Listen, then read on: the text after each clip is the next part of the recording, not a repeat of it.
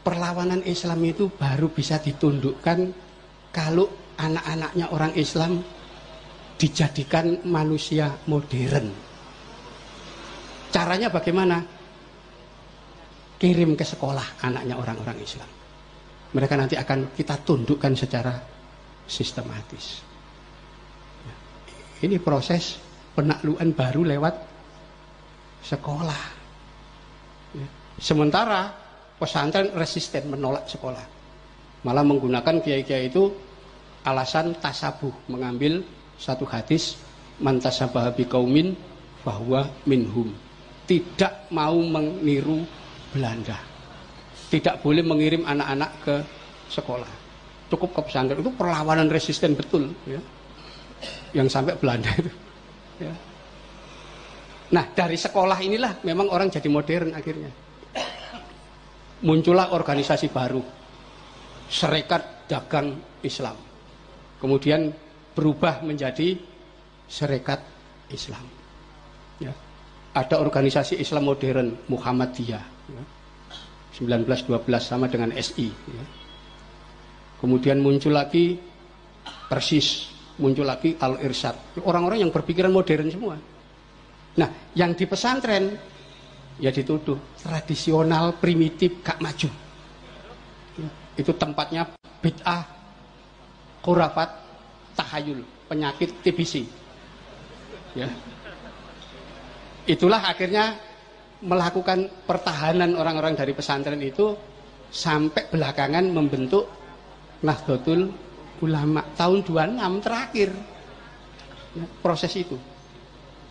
Nah, lewat orang-orang yang dididik di sekolah itulah Belanda melakukan penundukan terhadap anak-anaknya orang Islam.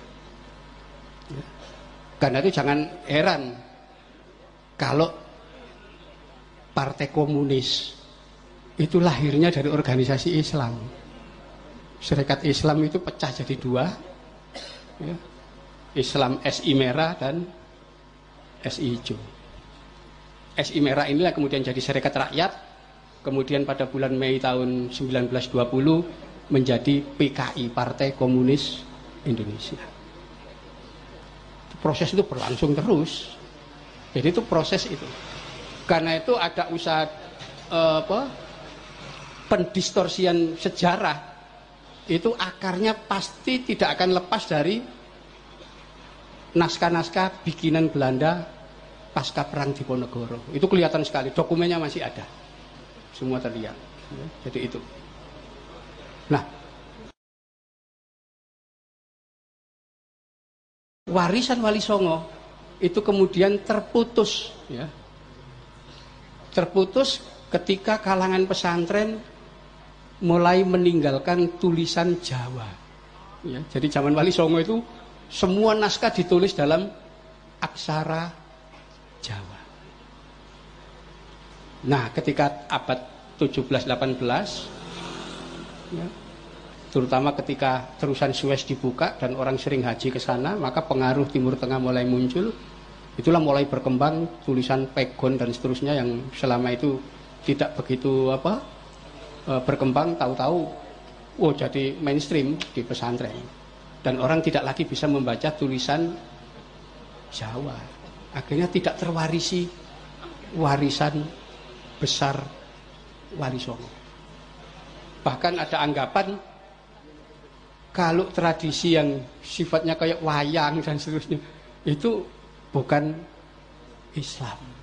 Itu terjadi proses itu. Ya. Itulah akhirnya umat Islam di sini betul-betul terputus dari warisan Wali Songo. Padahal kalau kita melihat Wali Songo luar biasa sebetulnya. Peradaban baru pasca Mojopahit itu peradaban warisan Wali Songo. Ya. Misalnya kita lihat dalam teknologi, ya, yang berkaitan dengan metalurgi, peleburan besi dan baja. Zaman Mojopahit itu orang bisa membuat pusaka, ya, keris, tombak, panah dan seterusnya, bahkan membuat barunastra itu semacam torpedo air, ya. Jadi seperti panah besar gitu. Itu kalau ditembakkan dari laut itu kena kapal, kapal itu bisa jebol. Ya. Kenapa? Karena ujungnya dibikin dari besi. Tapi sebatas itu. Begitu zaman Wali Songo, kerajaan Demak itu mampu memproduksi meriam-meriam ukuran besar. Dan semua diekspor ya, ke Malaka, ya, ke Pasai,